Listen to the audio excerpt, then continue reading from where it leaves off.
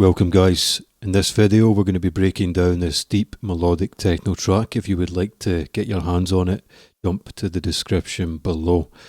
Let's jump right in. So this track itself is 6 minutes long. It's probably more towards the softer, more melodic side of melodic techno, I would say.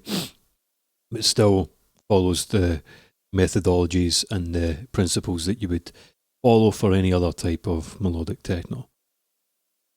So the template is broken down into drums, synths, vocals and effects. What I'm going to do quickly is play you through each different element. So this is just the drums here.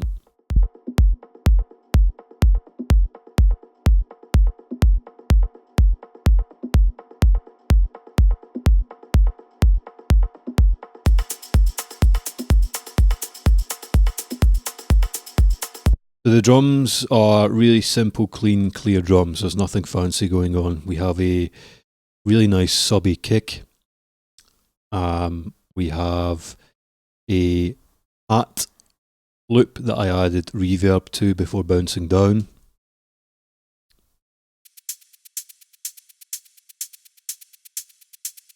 Really simple. One of the key elements of this track that gives it a nice space and movement is this conga loop. And I bring it in and out throughout the track. It sounds pretty nice.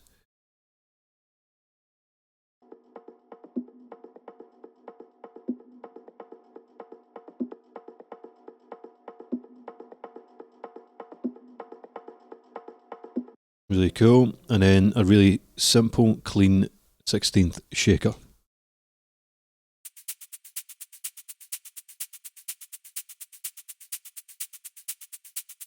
So clean, clear, nice drums that all work in harmony together.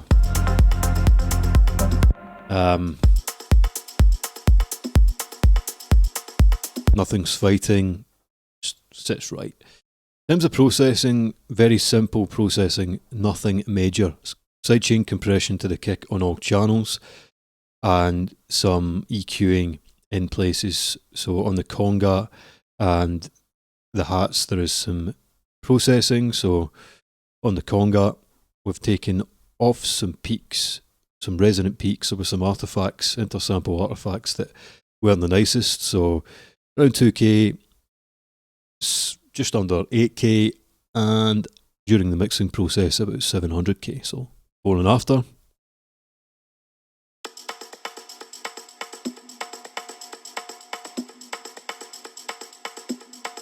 You can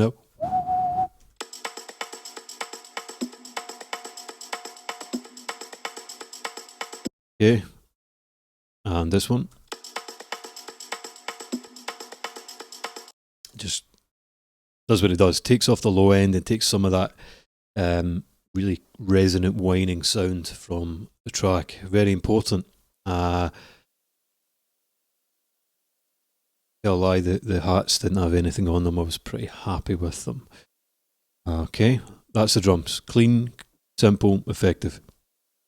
Okay, so moving on to probably the most important part of this is the synth bus. And it's important to note here on each of the buses that they're actually not buses, they're just groups. I don't think there's anything on any of them apart from the vocals. So let's jump into some theory. When it comes to melodic music, melodic techno in this instance, you want to start with either the melody or you want to start with a chord. Once you've got either or, you can then use that as the foundational bedrock of your track and build the rest of the track around that. Now in this instance, I have used a chord from a sample that I liked and I modified it slightly. This is it here.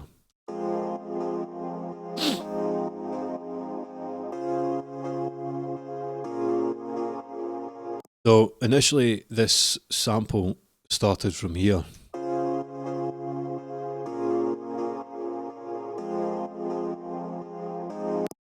So all I've done is I've said, okay, the progression before went high to low, doon, doon, doon, doon. And I just thought, no, for me, I want it to go low to high.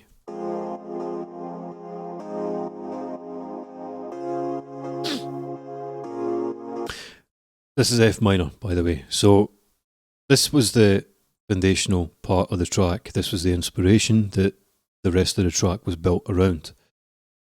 Okay, so that was it. That was the start. That was the catalyst for the rest of the track. I then built the rest of the elements of this track. So I then said, okay, next thing I want to have is a sequence or an arpeggiated pattern, which is synonymous in all melodic techno music. And what I did was I wrote the chords to follow the pad. So if I play you the ARP,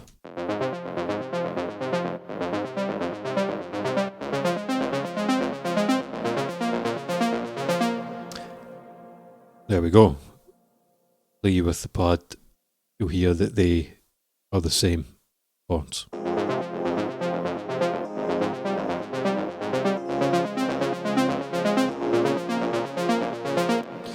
So that was step one, or step two. Finding the pad, getting the inspiration for the chord, and then building on top of that. So I've built the ARP on top of this to mimic the chord. Now, if you're thinking, Ryan, I don't know how to make chords, or I don't actually know if this is an F minor or if it's in G major or whatever it is, and I'm not entirely sure how I'd rewrite these chords by ear. Some of you will be able to do that because you've been producing or you're musical. But if you can't just yet, have no fear, because all you need to do is go to Convert Harmony to New MIDI track. And I'll do this for you just now. Take a wee bit of time because the whole track's created. But what it will do is it will create a MIDI track with all of the notes loaded in. And it's not an exact science, it's quite messy, but from this you'll be able to pick out the key notes of the chord and reconstruct them a lot easier. So that's a top tip for you. Okay, so we've got our pad, we've got an ARP. By the way, I've made it an ARP by adding an arpeggiator, just a 16th arpeggiator. For this ARP, we are using Repro. We're using a patch from Repro. I've modified it very slightly. I've modified the dry wet and the attack and the amp release on this sound, okay? I was to take off the pad, the ARP, so you can understand how it sounds before.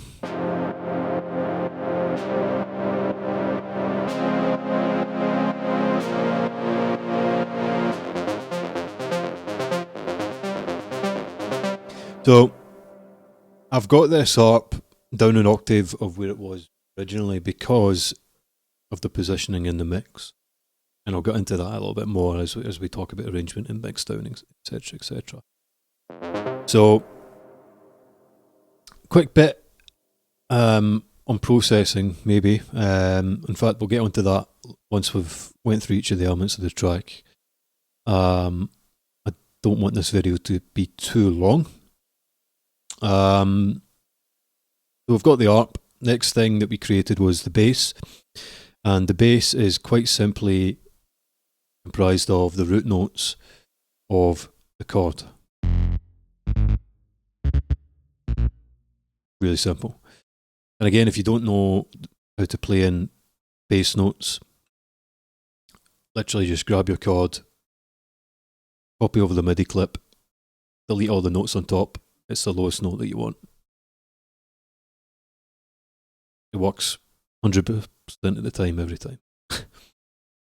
That's a lie, it works most of the time, but it's a good way of getting around it if you don't know what the notes are.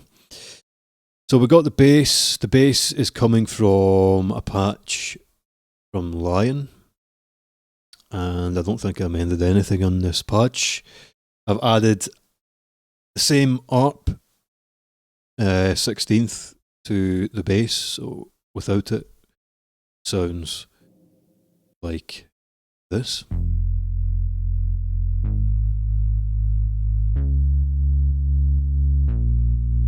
Okay, and with it sounds like this.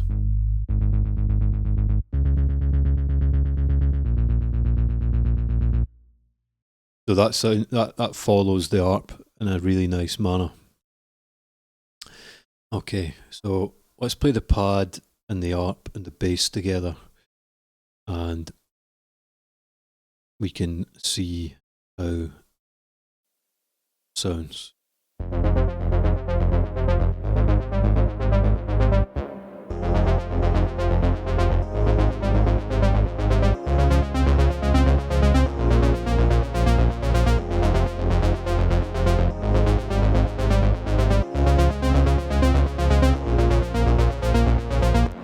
So everything's working together. The pad's kind of in the background, very nice and spacey. We've got the bass directly driving through in mono, and that ARP again is very central, but it's just above the bass. So that's where we sit currently. The next thing that was added in was this short stab, which was a sample. And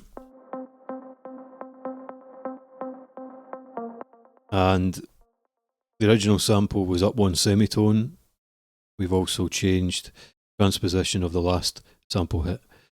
So it's down two semitones to match the rest of the sound.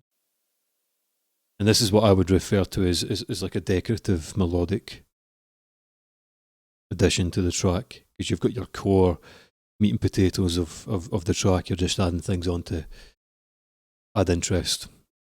Okay, so play them together.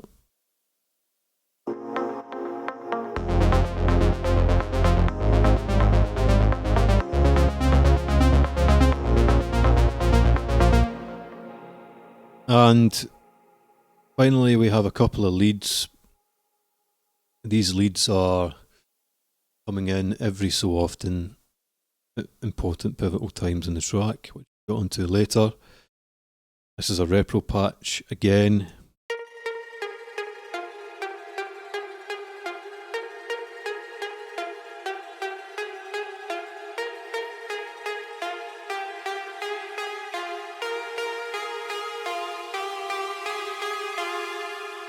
So this is a very simple melodic riff.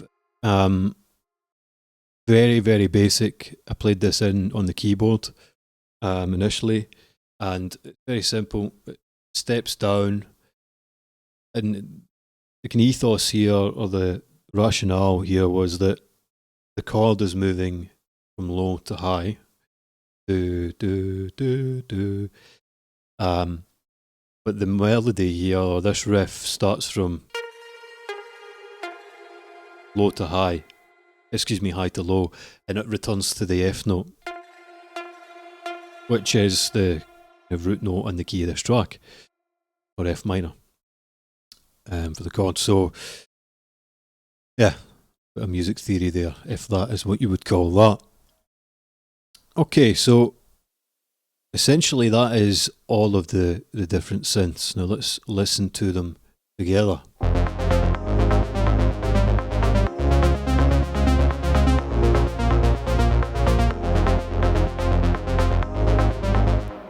And I'll find a section where the leads are playing, so this section here.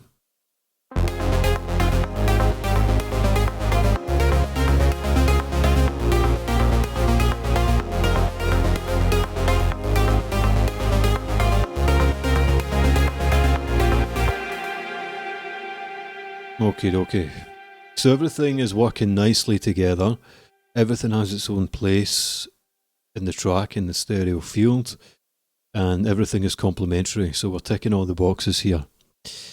The next part to break down is probably one of the important parts of this, because not all melodic techno has vocal elements to it. Okay, a lot of melodic techno actually doesn't. In this instance, we have vocals, which again don't always come in. So we are using a vocal sample, which is this fella right here. And every time I give it just a little bit, you're getting more high, begging for another hit. There's a really nice voluptuous sound, and for the vocal group we have got one channel which I've called dry, although the sample has reverb printed into it. That's just the original sample. Then I've made a complementary wet channel where I've processed that and chopped up the audio to suit. So I've got some samples that I've cut in. So I've taken this, which was this. So that sample, brought down two semitones, and I've reversed it. So These are playing throughout the track to give it emotion and tension, and we'll go through that later at the arrangement bit of this video. At the kind of chorus of the track, if you want to call it that, although it's not really that, we have the dry vocal with this vocal, which is the same vocal doubled up, except this is 3 semitones, I believe, above this. So if I was to play you the vocals here, And every time I give it just a little bit, you're getting more high. so you can hear we've got the original vocal at the original key, which is less spacey, layered with the same vocal up in pitch, wider and more spacey. These are probably not technical terms, but let's just call it what it is. This is a very well-known technique in all music. So, and you've probably seen this in other videos online, and you may even do this yourself. But when you've got vocals, often mixing them at different key pitches, so having the same vocal, doubling them up at different pitches and panning them, or having one mono and one stereo, it works really, really well to add impact to your music. So that's what we've done here. On the wet channel, to give it that additional space, we're using reverb from Biome, lo-fi reverb. We're using a delay plugin to create stereo or Hass effect. So I've just called this Make Wide. Really nice, easy way to get stereo effect using stock plugin tools. So just listen to how this sounds. Take this off. You're getting more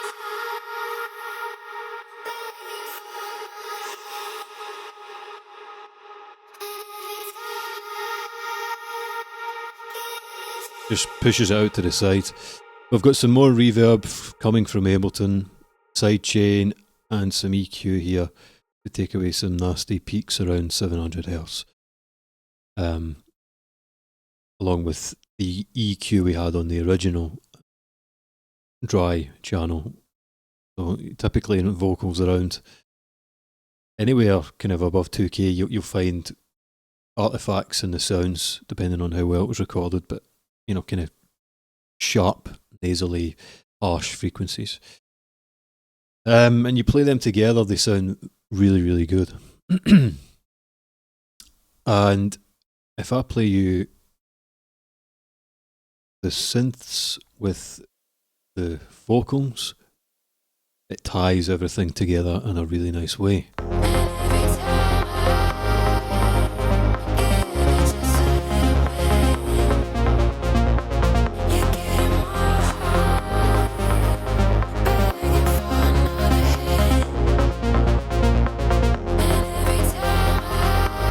So you can really feel the impact of having the same vocal up a couple of semitones, 3 semitones I think it was, panned out, or excuse me, stereo enhanced with more reverb, just completes that kind of immersive sound that I really like in this type of techno. The only other part of this track are the effects elements, which are rudimentary shifters, white noise, snare bounce. Nothing to kind of write home about. Certainly, I think quite simple things. Sample wise, there's been no sound design or very little processing on these. So I've taken you through the different elements of the track. Now let's bring this to life in terms of how it was arranged. So let's zoom out, high level helicopter view. This is something that I do with my clients when they're working on a new track, or they're starting a new track, or they're analysing a reference track. We can see our key moments in the track. And I've only added the main ones. You can see the structure here of the track at distance. So we have an intro, which we're building tension and we're building in the elements of the track. And you can see here we're building in the vocals as we ramp up to the breakdown.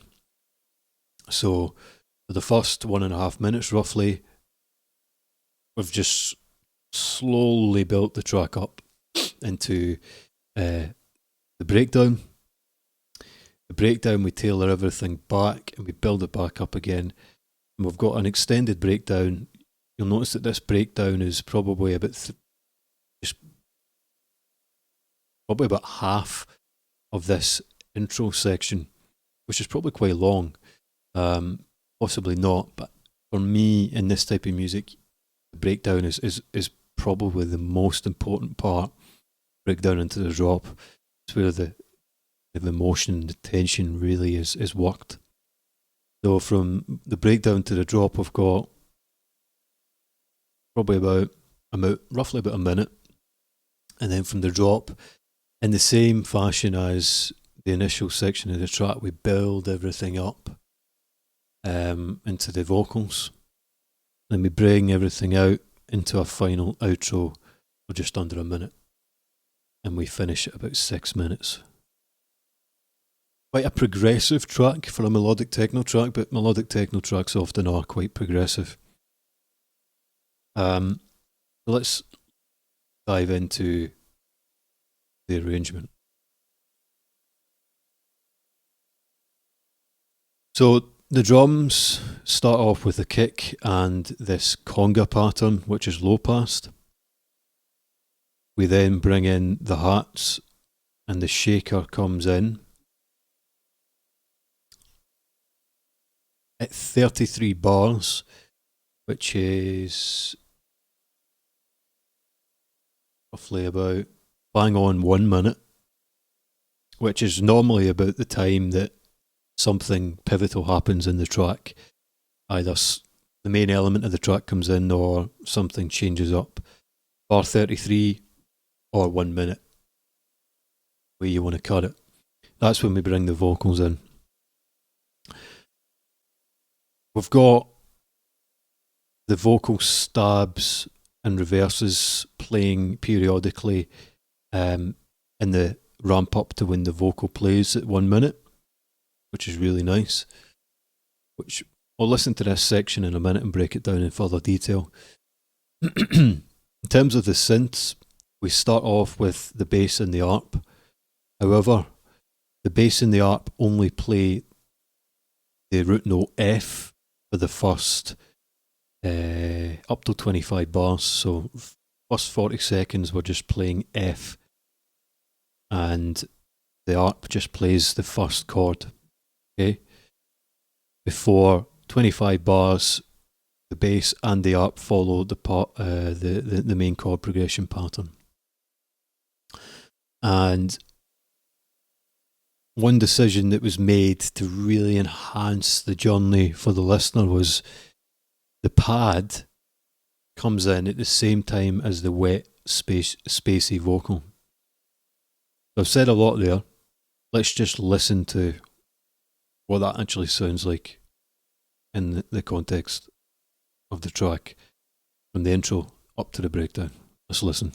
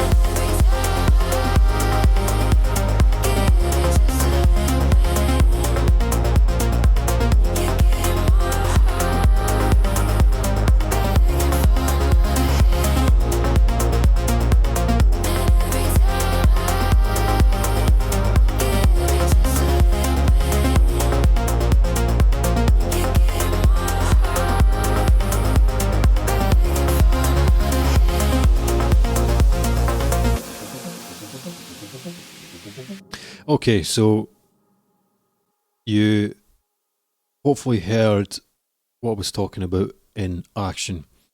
So the key points, bar 25 and also probably bar 41. Bar 25 is when the bass graduates from just that prolonged F note to going into the following the chord pattern. The ARP does the same. At that point, the shaker comes in as well, so that's a key moment in this track here. You listen to it.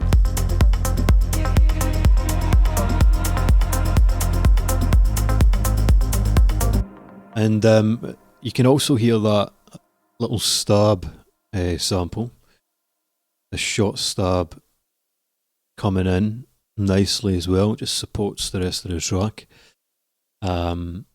nicely. And from bar 25 to bar 41, which is roughly about 1 minute 10 seconds, something like that. That's when we have the wet vocal come in at the same time as the pad, with the dry vocal starting bar 33 at 1 minute. So in actual fact, the key points in the time are 25, 33, 41, 41 bars. So that's when the key kind of pivotal things happen. That's when the elements are brought in at bar 25, 33, and 41. Let's just listen to that from after bar 25.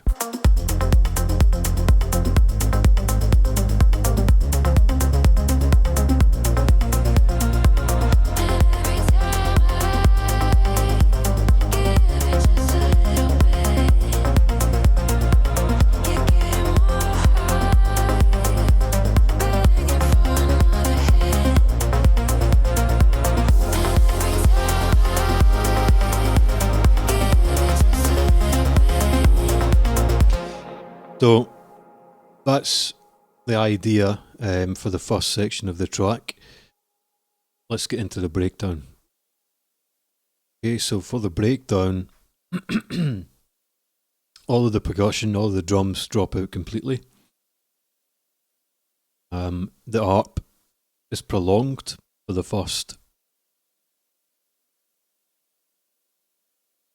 20 seconds odd, from bar 57 to 65. The rest of the synth elements are cut away completely. So got a really nice bit of tension growing, because strip back everything, it's just the ARP with the cut off and the filter brought down to create that really nice tension. After bar 65, the bass comes back in, but had a little bit of interest. The arpeggiator has been turned off and it's just the legato prolonged notes. Okay. Then at bar 73, which is roughly 2 minutes odd, we then bring in the lead, which works really nice. The pad is also running at the same time as the bass. And the vocal comes in from bar 73. Then everything drops off. We just have the ARP playing the initial chord that was played at the start of the track, ramping up into the drop. So I've said a lot of words. Let's just listen to how that sounds.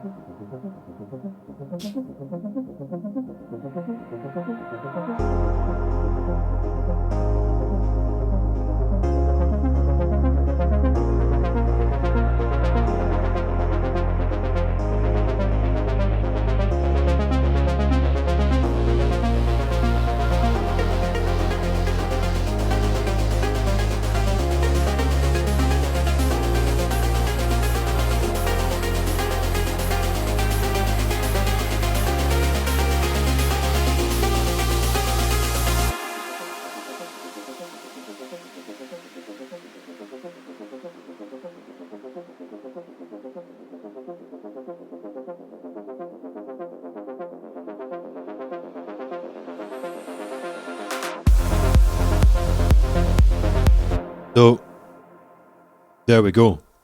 So the breakdown to the drop, that's what we have. And comes to breakdowns, I think it depends on the artist and what they like, if I'm perfectly honest. For me, I think the breakdown in any track is probably one of the most important parts. It's where the energy grows, and that drop is where the impact and the kind of energy center and focus of the music is. And the breakdown in this track is very much in line with that. So that's essentially the kind of ethos. Generally, at a kind of zoomed out level, from bar 57 to 81 is almost like a mini break. Almost like a mini break into a drop from bar 81. But we then have kind of a secondary drop between 81 to 89 with just the art playing, and that really allows the drop to come in with a lot of impact. And let's face it, when we're trying to make music that's dance music, that's what we're trying to achieve. We're trying to achieve something that has impact between quieter parts and the louder parts. So when it drops back in, we drop in with the kick and the bass playing F with the cut off down low, and the ARP continues on the first chord, and we just have that playing for bar 89 to 105, with the conga coming in from bar 97. From bar 105, which is roughly about 3 minutes, we start to build the track in again. So in the same way that we did, we love continuity in music, so we want to try and replicate what we did in the kind of introductory section for continuity. We're going from F, the long note in the bass, to following the chord, and the ARP, we're going from the first chord to then diving into the entire chord progression. We have the short stab coming in from 105. Then from bar 113, we have the dry vocal, and you'll notice that this follows pretty much the same pattern. So we have the dry coming in, and then a few bars after, we have wet vocal coming in with the pad. So exactly the same format as we had here, reinventing the wheel. So we're getting that continuity. We kind of prolong and build this section out with the lead playing in from 137 to 153, and we ramp that up, releasing the cut off, and then from 153, we have the energy kind of dying down into the outro at 169. Okay, so let's listen to this from the drop very quickly.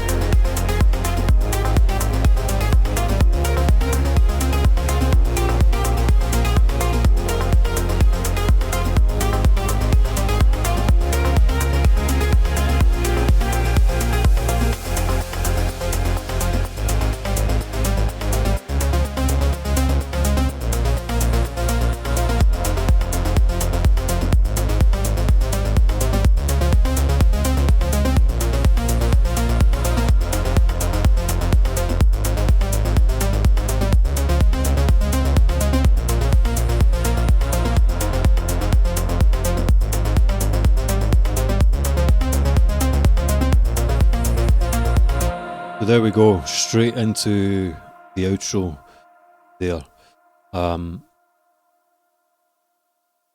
That's basically it, guys. So, key kind of call outs here, I've probably already stated in terms of the progression of this section. The outro will come to last, but it's very basic. But there was one part that probably didn't mention, which was this dry vocal sample. So what I did here was I took a section of this vocal, looped it, and created an almost like a riser with it, with no crazy pitch or anything like that, modulating a reverb sound. And believe it or not, this adds a lot of energy and emotion.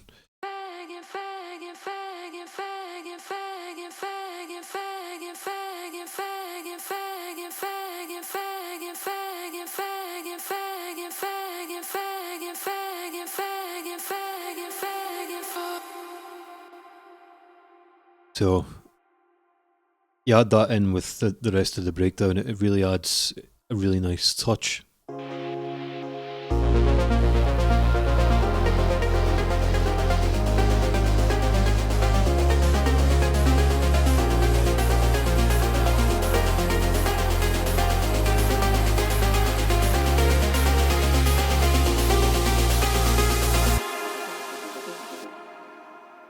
So that's basically how the track was put together.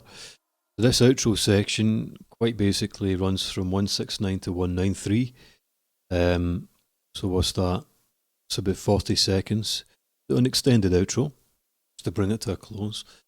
All that's happening here is we're doing the opposite of what we did here. Was we're going from the chord progression and the bass following the chord progression to going back to single chord for the ARP, and the bass stuck on F, with the bass arpeggiator being turned off here. See,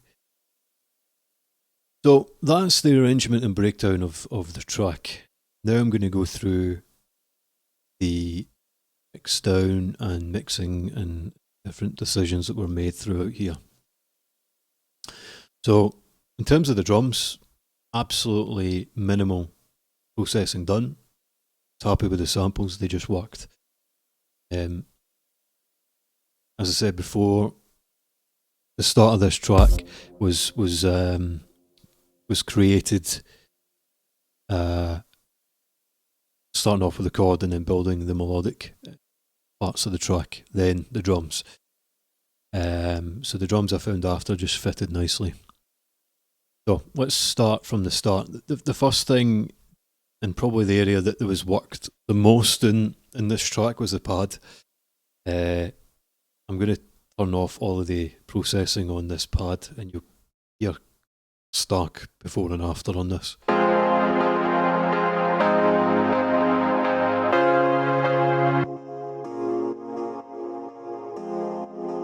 So quite a big difference, right? The sample itself wasn't the best in terms of quality. It had lots of intersample peaks, lots of artifacts. It didn't sound the best. The first thing we did was we used a smoothing tool around the mid-range, take off some of that harshness. I'm using this tool here. You can use whatever you want.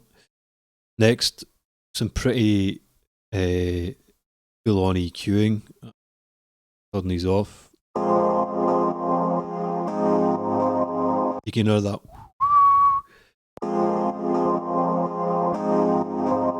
Yeah, we don't want that. So we're predominantly drilling into and subtracting around 500 hertz and around 1K. Next thing we've got here is another EQ. Just taking out some of that mid-range and presence, because although this is a pivotal part of the track, in terms of the sonic placement and the spatial arrangement, this sits back here, not here. So we've EQ'd it and mixed it in line with that. Next we've got sidechain and we've done a little bit of mid-side EQing.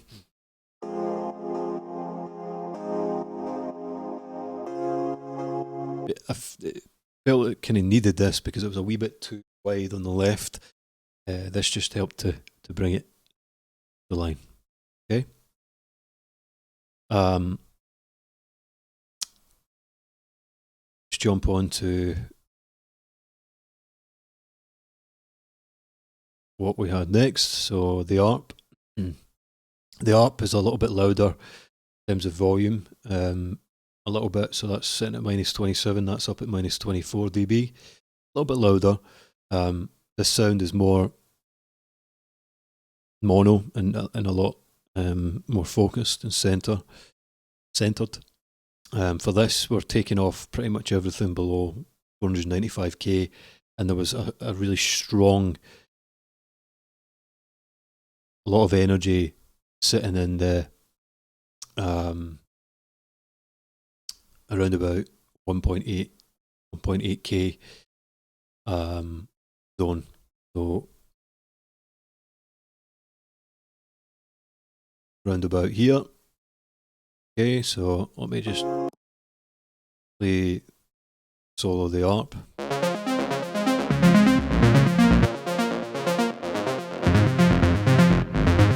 Don't get me wrong, it sounds lovely and it's actually sounding very bassy, hence why there's quite a lot of EQing on it. And I made a conscious decision to have the ARP an octave below pad. Let's just play that again, just so you know what I mean.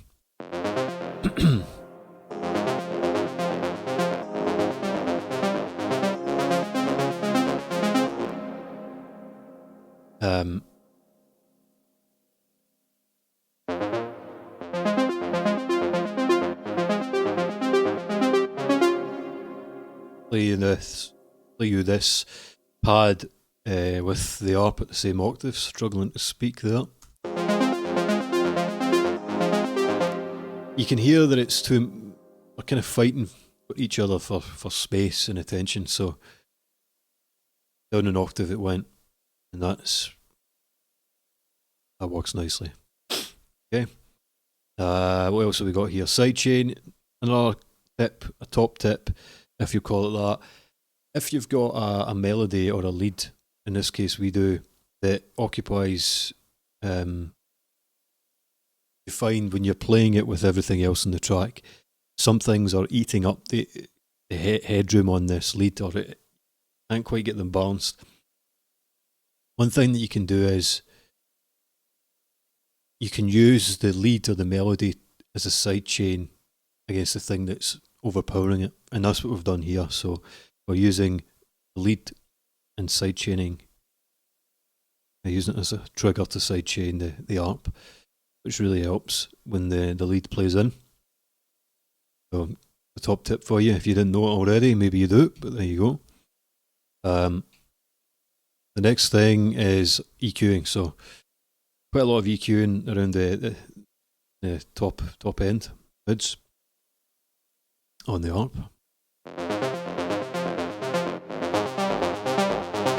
You hear that? Very nasty. Just get rid of that. We got rid of that. Bass is next. Before the bass, not much happening here. We're using the line, and we're using a preset.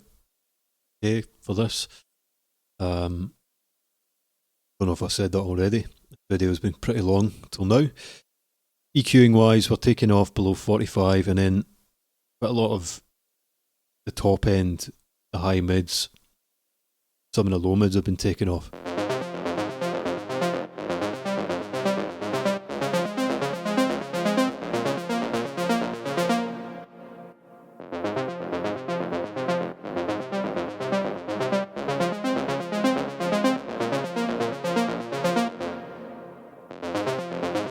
So when we open the bass up, maybe along here,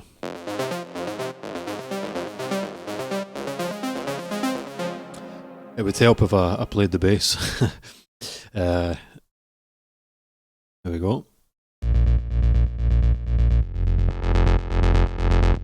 So you've got a lot of mid-range grit that we just don't want.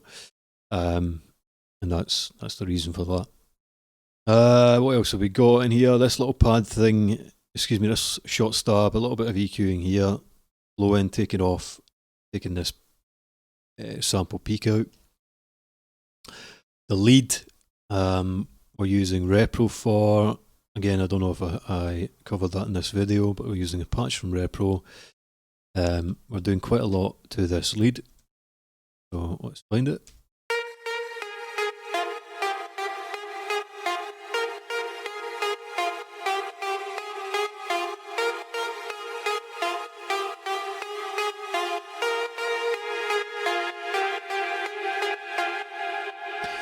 So,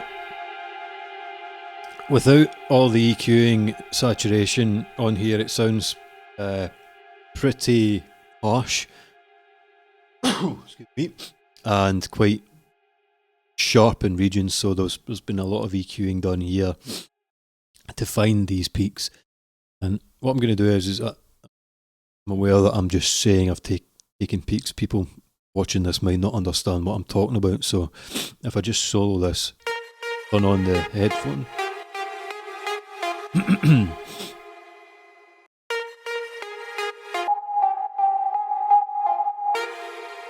Hopefully you can understand where I'm coming from on that. Let's try another one.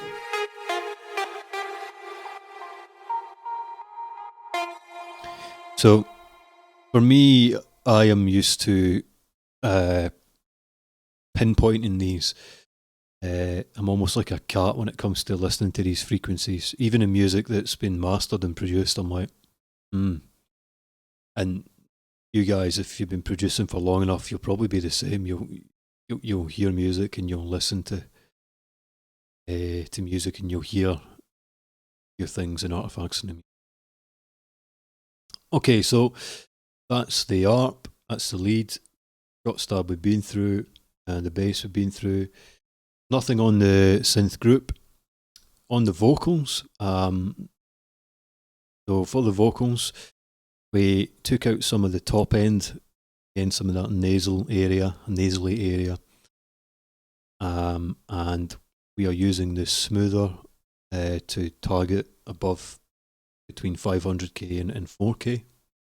Okay, so if we do a quick before and after on this.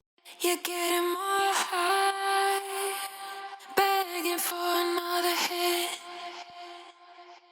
and every time makes quite a big difference. For the wet, we're using the same settings, but for the wet, we are, as I might have said this before, but we are using stereo. But in terms of mixing this, there wasn't a huge amount of difference. The only thing that I have done is made sure it's quieter in gain volume than the dry. Because we've got a lot of effects and because it's in the stereo, it needs to be sitting slightly lower in volume to give it that immersive feel. Okay. So that takes us to and through each of the different tracks. We might have already covered some of this, so I do apologise because it's probably a bit of a longer video. But in terms of the kind of positioning and volume mixing, we think about it like that. Let's just listen to the bass with the drums to begin with.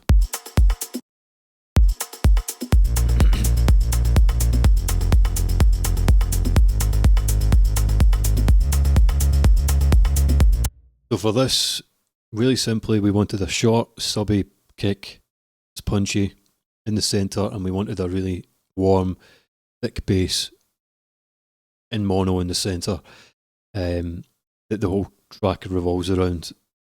Quite simply, very basic, very simple. We didn't want a wide space or anything like that, just textbook, solid kick, solid bass in the middle, punching through.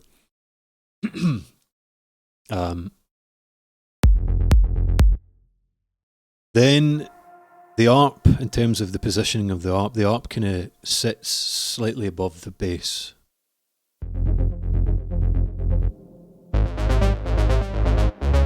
So they're both very central and driving, but the ARP sits kind of just above the bass if you think about it like that, and then the kick's back there. So in terms of the mix sound, that was the desired effect.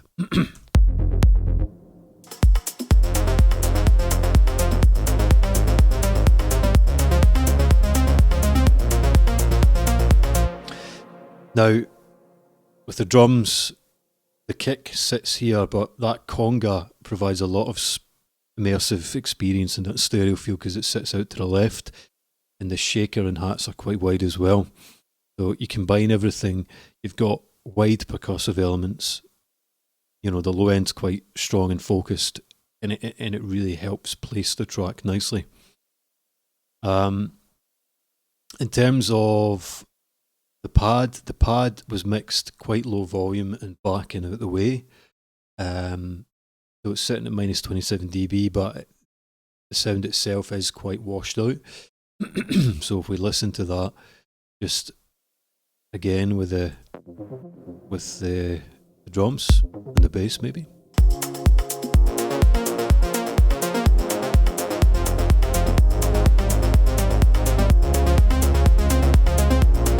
So that's kind of out here at the left and back, out the way of everything, which was a conscious mixing decision. This short stab in line with the ARP, but maybe just between the ARP and the bass. Play that.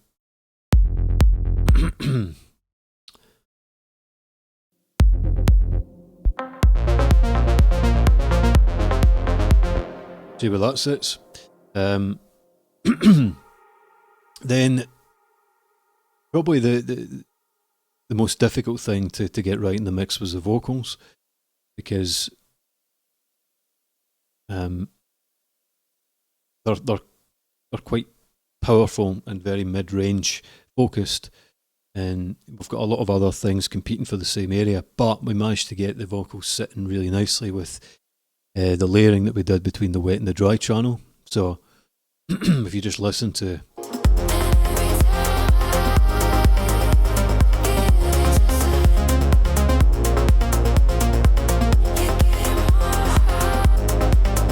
so the pad predominantly sits at the back and the left. Then you've got the vocal that sits centrally on top of the ARP and everything else, but it also expands stereo field probably more to the right, so you get this full stereo immersive sound in terms of the mix and the positioning.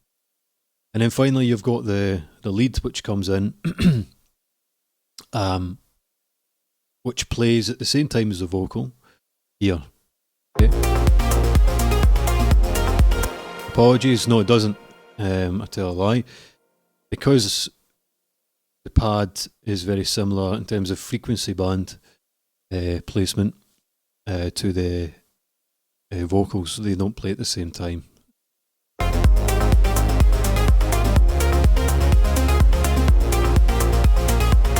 But in terms of where that sits, it sits very similar to where the vocal does, kind of here centrally but up. And that kind of really is the ethos for the mixdown of this track, guys. That kind of brings us to the end of this video. So a bit of a longer video. I've tried to give everything its place and explain everything as best I can. And hopefully you've gotten something out of this. And hopefully you enjoy the template if you go and grab it. So thank you for watching this video. If you have any questions, post below in the comments. I'll get back to you. And if you would like help with one-on-one coaching with your music production, if you want to make better music, if you're stuck, I can help you. I've worked with hundreds of clients around the world online to help them improve their music production. So don't be shy, get in touch. And if you would like help finishing your music, or you would like me to personally create music for you on your behalf, then again, don't be shy. get in touch. That's it for just now, guys. See you next time.